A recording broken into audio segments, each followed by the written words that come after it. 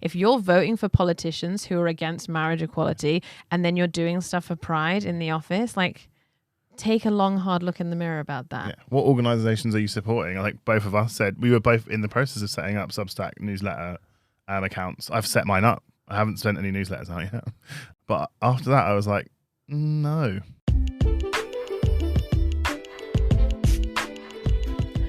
Welcome back to the final part of our episode on allyship. In this part, we get into the nuts and bolts of why corporate allyship often fails to follow through by dissecting some topical examples. And we give our perspective on what good looks like from our own experiences in the workplace. Just a heads up that this is the penultimate episode of season 1, so if you have feedback as we plan our second season, we would love to hear from you. Enjoy. Welcome back to part 3. We talked about it a little bit in the parts before, but there really is something about standing by and watching things play out and not really having a position. And kind of we talked about the dangers of being performative, but there's also another thing around being passive. Mm-hmm. I just want to play a quick clip and want to know your thoughts. I mean, I just want to be clear. If somebody shows up on Substack and says all brown people are animals and they shouldn't be allowed in America, you're going to censor that. So we do have a terms of service that have narrowly prescribed things that are not allowed. There are extreme cases, right? And I'm not going to get into like the hold on. In America in 2023, that is not so extreme, right? We should not allow as many brown people in the country. Not so extreme. Do you allow that on Substack? Would you allow that on Substack Notes? I think the way that we think about this is we want to put the writers and the readers in charge. No, I really want you to answer that question. I'm not going to get into gotcha content moderation. This is not a gotcha. I'm a brown person. Do you think people on Substack should say I should get kicked out of the country? I'm not going to engage in, content moderation. Would you or want you this or that? Content moderation questions. But it's the thing that you have to do.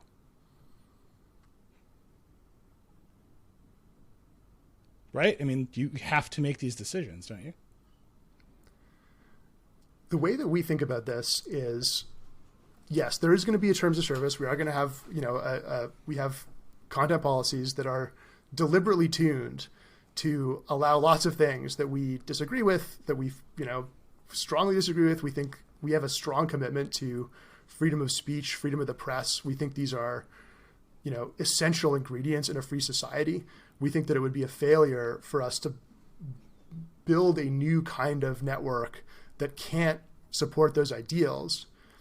And we want to design the network in a way where people are in control of their experience, where they're able to do that stuff. We're at the very early innings of that. We don't have all the answers for how the things will work. We are making a new thing, and we are, literally we launched this thing 1 day ago. We're going to have to figure a lot of this stuff out. I don't think it's... You have to figure that. You have to figure out, should we allow overt racism on Substack Notes? You have to figure that out. No, I'm not going to engage in content. This is a very bad response to this question, right? You're aware that you've blundered into this. You should just say no. And I'm wondering what's keeping you from just saying no. So that was Nilay Patel from the Decoder podcast. He's the editor-in-chief of the Verge podcast. And the CEO of Substack, Chris Best, talking about a new product that they were launching called Notes, which essentially a lot of people are coining as the replacement for Twitter. And if you don't know what Substack is, it's an email distribution service, essentially. Was an email distribution service in terms of the hero product. And they're introducing this new social network type functionality to it called Substack Notes, which meant that there's now an expectation or a need for them to do moderation, whereas before they were a delivery service. They delivered newsletters. They didn't really have any part in the content, whereas now they moved to a very different thing. They're now hosting content on a site that you log into. It's a social media platform, essentially. Earlier in that episode of the podcast, right, he's attempting to kind of make some kind of passive argument that it's not their job to get involved in moderation, etc. But Nilay is making the argument that no, you could have made that argument before. Yeah. That And they've heard argument it before. the argument doesn't kind of hold water now, and was essentially asking, what are you going to do if the way that Notes works is that certain comments are upvoted or liked, or, you know, how does the algorithm work? If those things are getting the most views, the most likes, but those things are overtly racist or overtly offensive, are you going to do anything about moderating those? And that terrible non-answer was Chris's answer. Yeah. And I guess we're sharing this because, I mean, it's a car crash example, but it's an example of really what we're talking about when we talk about passivity of support. It's pretty easy to say overt racism is something that we will not allow as part of our terms of service, and that's the end of that. But the refusal to make any clear statements or put any eggs in any kind of basket or pen themselves into any kind of accountability there, I think was what resulted in that answer. Yeah, and it went against a fairly fluffy part of their terms, which alluded to the fact that they wouldn't accept that content. So any content that's harmful to others, which is very broad. But if I remember correctly, it was in reference to that. So there was something for him to reference of the terms that his own company had set, and he was unwilling to align himself anywhere near it. And for me, listening to that, I found it very, like, just so disappointing, because it is a product that's getting a lot of traction, but also the silence was deafening, and it was just a big reminder of, like, this is what I thought we all collectively understood was what has gone wrong with a lot of tech companies and why they're falling apart, is this approach of, like, build quick, break quickly, and then learn as you go along. It's like the learning bit is like a second objective, but also only address things that are going to make us lose money. But also it just feels almost incompetent to turn up to a podcast with an interviewer like that, who is also a brown man, who's going to ask you about your new product and is probably going to ask you about moderation, to be so unprepared for that question. That's kind of what blew my mind about that when I first listened to that episode, is how are you so unprepared for that question, regardless of the content of the question, which obviously you and I are particularly interested in, but why were you so unprepared? And it's also interesting that a week or two later, they put out a statement. The co-founder, Hamish McKenzie, put out a statement. This was the statement. Last week, we caught some heat after Chris didn't accept the terms of a question from a podcast interviewer about how Substack will handle bigoted speech on Notes. It came across poorly, and some people sternly criticized us for our naivety, while others wondered how we'd discourage bad behaviors and content on Notes. We wish that interview had gone better and that Chris had more clearly represented our position in that moment, and we regret causing any alarm for people who care about Substack and about how the platform is evolving. We messed that up. And just in case anyone is ever in any doubt, we don't like or condone bigotry in any form. But that's the extent of the statement. What's the actions? What are you doing differently?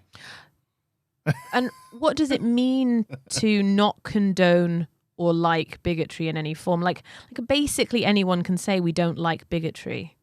Yeah. Elon Musk probably says he doesn't like bigotry.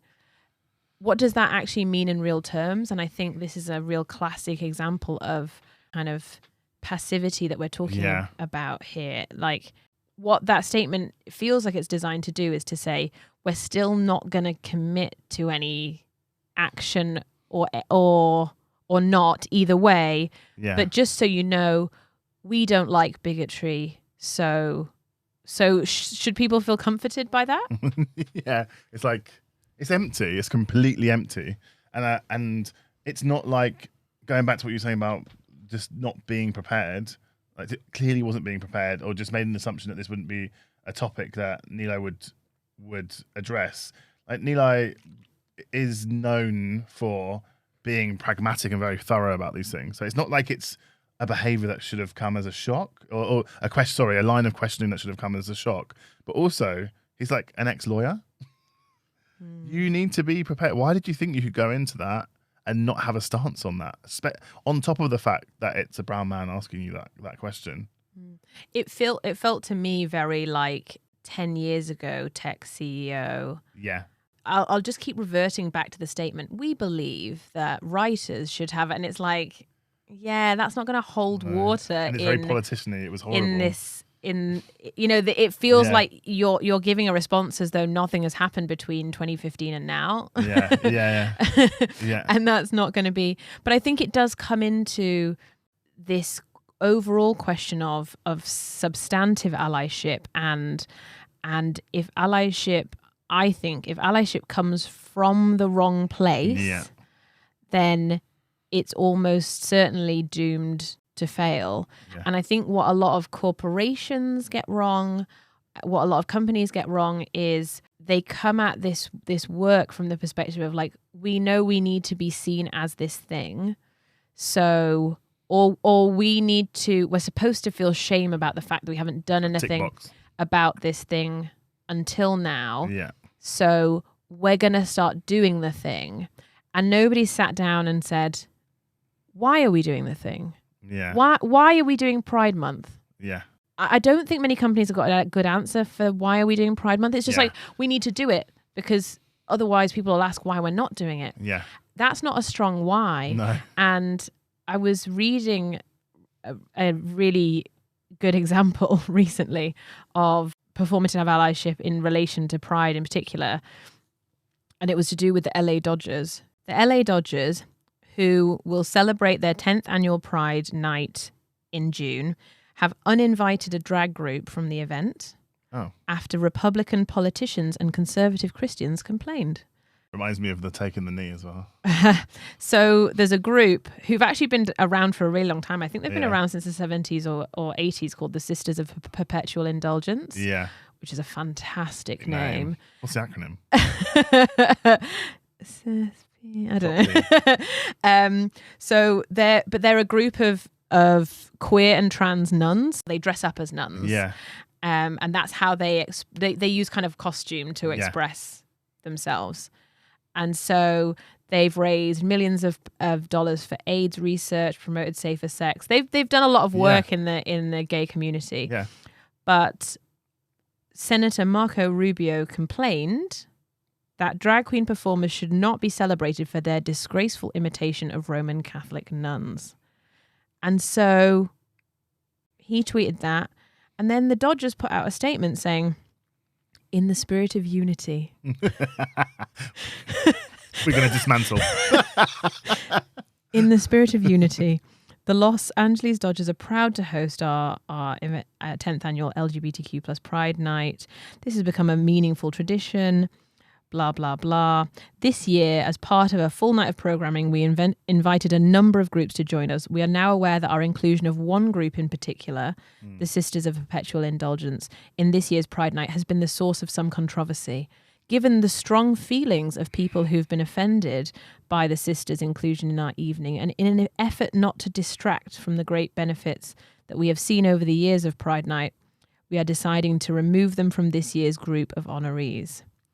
So they were doing a Pride Night that included a queer activist group, which have been doing activism since the late 1970s. And have raised a load of money for queer causes. And they uninvited that group from their queer Pride Night because right-wing politicians were offended. And that caused controversy. I'm really interested in this example because it really speaks to a lot of the corporate allyship in particular that I think we see, especially during Pride Month, because we're doing this thing, but we've not got a clear why. And so as soon as that thing gets criticized or caught some controversy, which it will, because any fight against the status quo will cause controversy. We just fold at the first sign of pressure, which indicates to me you don't give a shit about that cause at all. You don't give a shit. So it comes back to what we were talking about, I think, in the first part around, are you going to be in this fight? Yeah. Beyond today. Like, I think it happened as well with London Pride, right? Do you remember when all that stuff around racism came out? Lost all their sponsors. What happened exactly? I can't remember what it was, but there was a couple of years ago, loads of people left, and they were saying that that London Pride in particular didn't service people of colour, which I think is right. Well, that's why you have like Black Pride. That's why you have right? Black Pride. We all know that, right? If you know, you know. Yeah. If it impacts you, you know that. And a lot of people that raised that as a concern, I think, were met with unideal responses, and they ended up just leaving because they were like, "This is not. I don't want to be part of an organisation that doesn't see me as part of the community and is not willing to accommodate that part of the community," which is a fair challenge. But what a lot of the sponsors did, if I remember correctly, they just lost loads of sponsorship. It's like, okay, but where's that money going to go now? Are you going to put it to another LGBTQ plus community, like organisation, or like what are you going to do? I don't think there was anything that came off the back of that. Of like, we're Tesco's, we're pulling out. I'm not saying it was Tesco's, but we're pulling out, and this is what we're going to do. It's like, oh no, this was just meant to be something really easy, and now it's got like hard. It's tainted. It's tainted, and also it means we have to like actually do things and not just like put blue on a bus with Tesco's on the front of it, like. It'd be nice to know if they had diverted those funds to supporting Black queer youth, for instance, or something like that. Yeah. But you see that a lot, right? And then you see it, that's like at the macro level, but you also see it at the micro level. So I guess we've spoken quite a lot about what not to do. Yeah. What's your view, especially as somebody who is Black and queer and does a lot of internal work to try and be an ally? What does good allyship look like from your perspective? From my perspective, I guess I can only speak from the perspective of what good allyship looks like that impacts me positively as a Black queer man. Mm-hmm. So for me, it's all of the above of what we've spoken about. So it's, that understanding, asking the questions, and if you don't understand them, going away and doing some learning yourself, being proactive. And not expecting me to be that sort of fountain of knowledge, because I don't know everything, even about the bits that impact me. There might be bits that I'm unpacking. There might be bits that I don't fully understand. But being inquisitive, but also doing it off your own back and not expecting other people to do it for you. The same. Yeah, you can do the reading and you can do the work and you can come up with the thoughts, and then you can say to me, do you think that this feels along the right lines? That's taking much more action than saying, hey, Kieran, what could I possibly do to support you? Yeah. So I think that's one thing. So it's like understanding. And there's a really amazing list, by a woman called Muriel Charper. I haven't butchered her name. And she lists I think it's 10 different things. And that's something that when I saw that, I was like, yes, these are the things that definitely impacted me. So things like just checking in. So I remember when a previous place where I worked, there were some quite impactful decisions that were made that affected, I think, people of colour within the organisation and other groups like women, and it had a collateral effect on lots of people. I remember people, and at the time, my manager checking in on me because they knew they had done some of that learning to understand how that could impact me, and they checked in on me, and it had a massive impact on quite a few of us. And in that moment, not only are they checking on us, they're learning, because they're creating a space for us to speak about how we're feeling and the reasons why we feel that way. Mm-hmm. And it's not about them. They're creating a safe space. And I'll always remember that moment where there was literally 3 people of colour all talking openly about how this decision had impacted them. And their opinions were all different. We're not monolithic, but we were all impacted. Us feeling safe to have that conversation in front of that person that isn't a part of those groups, and not invading that space in terms of not overstepping and making it about them, said a lot to me about who they are. It built massive amounts of trust for me. But also, in that case, I'm making an assumption, you can tell me if I'm wrong. I assume that there was a degree of a baseline of trust in order for you to be able to share with that person. And so that person had already done some form of work. Build that relationship. To build that relationship. Yeah. I think sometimes what happens with not just with allyship, but often as well with kind of DEI work in general, is someone will attempt in some way to be an ally. So may want to bring the women of the organization together to create a women's network. And if those women don't feel like they want to, or like they understand the benefit to them, or like they want to sit in a room and be vulnerable with a load of other women from the organization, or that they have any real psychological safety to be vulnerable. If there are barriers there that mean it doesn't work immediately, there's sometimes an attitude of like, well, we tried the thing. The thing, it didn't work. Yeah. So we're not going to try that again. And it's that staying power and that resilience of, it takes time to build that trust. It takes a series of actions over time to build the trust, to get to a point where we can have a real aha moment with 3 people of color in our organization because they feel comfortable sharing. And getting out of your own way, right? Like, again, we've talked about this a lot. It's not about you. So if it hasn't landed properly, how about we have a conversation about it and be curious, rather than like, they're not grateful, or like that type of language is very problematic in itself. But like, I tried, what more can I do? It's like, well, there's lots of eyes in what you're saying. How about we use that energy to maybe speak to people about why it hasn't landed in the way that you expected it to, and what you could do better, and actually using a lot of the skills that you would to approach lots of other problems, using that same skill set. Because that's the thing that sometimes I find interesting, is some of the things you're recommending, sometimes the response is, oh yeah, that's how I would just approach like a business problem. You're like, yeah, it's not rocket science.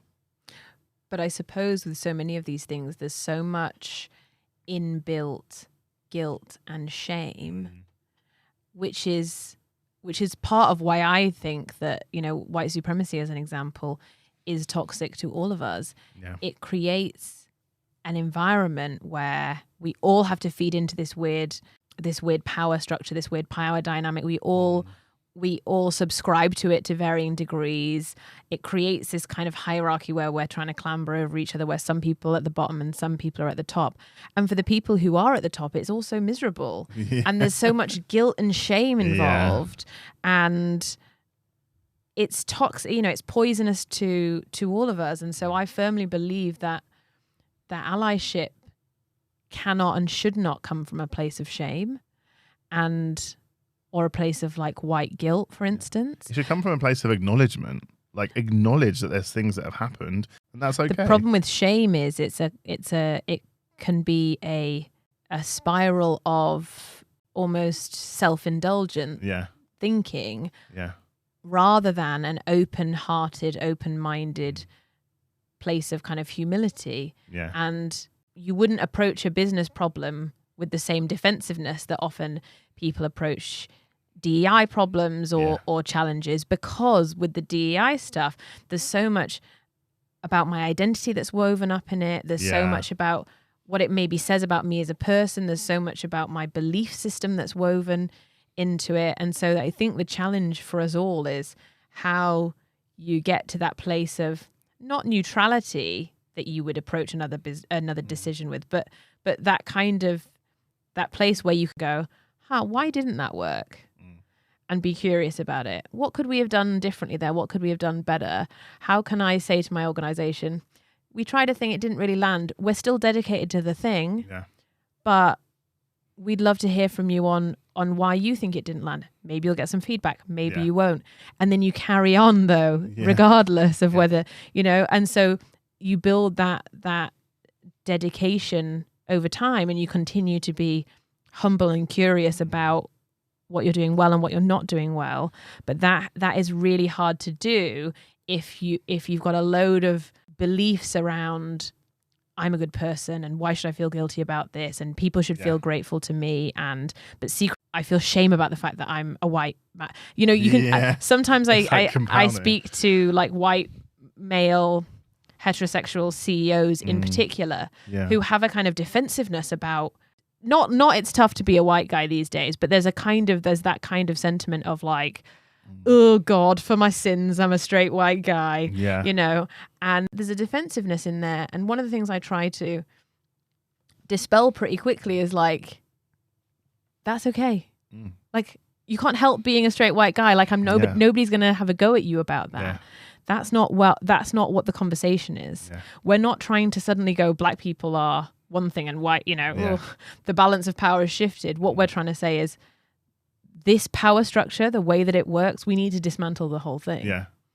Again, going back to like just acknowledging that is a really important thing and not, again, making it about you. There's a few things there. It's, for me, it's the person that is the whole thing around like, I'm a white, straight male or middle class male and, you know, I'm being attacked. It's like, are you though?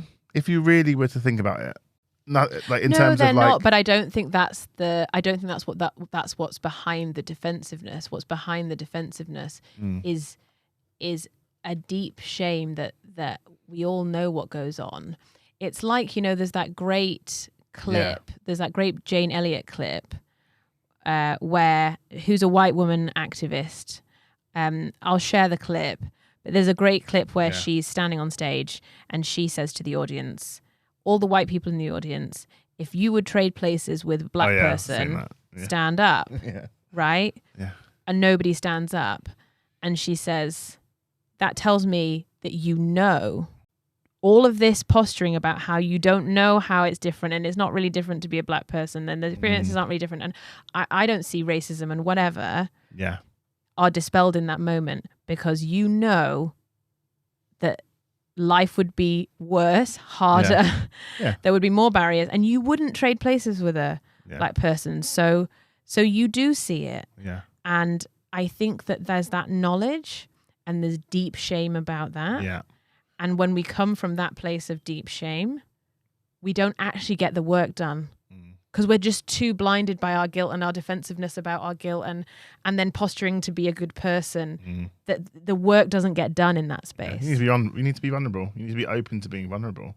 It's okay to say, I feel really bad and maybe I don't know why. And I feel this shame, but that shows, I think in the world that we live in, that shows weakness. And there's but like you said, there's a whole bunch of things at play at the same time. So I completely agree that it's held in deep. It's a lot of this approach or this reaction is because of there being deep shame and knowing and the knowledge of knowing that there is inequality. But I think the bit that's missing is around, and when I was saying about, is that really true? Is about that vulnerability of being like, yeah, it's not true. And I may have benefited from this. And then having that open conversation around, I'm acknowledging that this is a thing. How can I roll my sleeves up and help and be an accomplice? But there's a kind of toxic cocktail there as well of a lot of the time people who are existing at the top of a lot of organizations are also white, straight, middle class or affluent men. And we've got a societal culture of toxic masculinity. Yeah. We've got a corporate so much at play. We've got a corporate culture of like no humility, no vulnerability. I need to have all the answers to all of the, and coupled with the fact that often the pressure on the people that we're talking about who sit at the top of organizations to have all the answers, to not be vulnerable, to not be humble is really strong. Yeah. And so I can totally see why it's really difficult to go, hey, I don't have all the answers, but I'm learning. As somebody who runs an organization full stop, but especially as somebody who's a man, who is a white man, you know, who doesn't have the hasn't built the muscle of doing this work. And has to show up and be perfect, right? So if you are going to commit to something, you know, you want to be seen as knowing everything and being perfect. And this opportunity to do what's right, you're not going to be able to do that very easily. And if you've got no lived experience, by definition, you're not an expert on this at all. You're really a toddler in this conversation. But at the same time, you're used to being the person who has all the answers and knows all the stuff. You know, as a straight white man CEO, you probably know more about product and marketing and sales than you know about racism and homophobia and transphobia unless you've got some lived experience, unless you've got some family members who are experiencing something, unless you've got a diverse friend group. You know, some of those things help expand your perspective, and they're small things, right? Like, and I think that's the thing. We live in this, I sometimes feel like we live in this world of, I've spoken about it in a few of our episodes, of like extremes. Do the little things. Start off with the little things. So keep supporting after the outrage. It's okay to have the outrage like we spoke about before, but then very quickly, you know, what's the next thing? Like, how can you support that after the outrage? What are the actions that you can take, and what are the things that you can learn? What are all those kind of things? And then I think for people that are sitting closer to the top, and like, what is your longer term strategy? Think about this from longer term, because actually you can't do this short term. Yeah. And like, what are all the points of potential hypocrisy? Yeah. Right. So great that you're doing some stuff for Pride. Like, I'm all for it. Good. Do it. I mean, there are some absolutely shoddy corporate Pride marketing statements out there, but like, you're not just trying to get money from queer people during the month of June.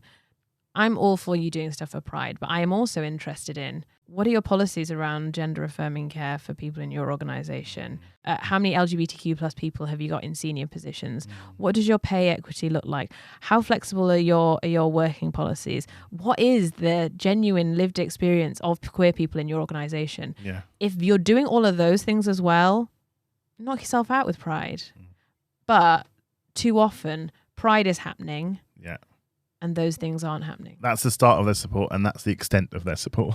Yeah. It's like, and now on to the next. It's like, oh, okay, until next year. And by the way, who are you voting for? Yeah. Because allyship isn't just about what are you doing for your employees. If you're making my life harder outside of these four walls, outside of my 9 to 5, if you're voting for politicians who are against marriage equality, and then you're doing stuff for Pride in the office, like, take a long, hard look in the mirror about that. Yeah. What organizations are you supporting? I think both of us said we were both in the process of setting up Substack newsletter accounts. I've set mine up. I haven't sent any newsletters out yet. But after that, I was like, no. Yeah, I took 2 hours working out the RSS feed. Oh, I've got to can it. Like, no. That kind of brings us to the end of our lovely conversation today. Thanks for listening. Yeah, thanks for listening. Please keep giving us your feedback. I've had lots of friends give us feedback, but if you want to give us feedback by email, hello@impolite.com is where we would love for you to send that feedback or any questions or topics.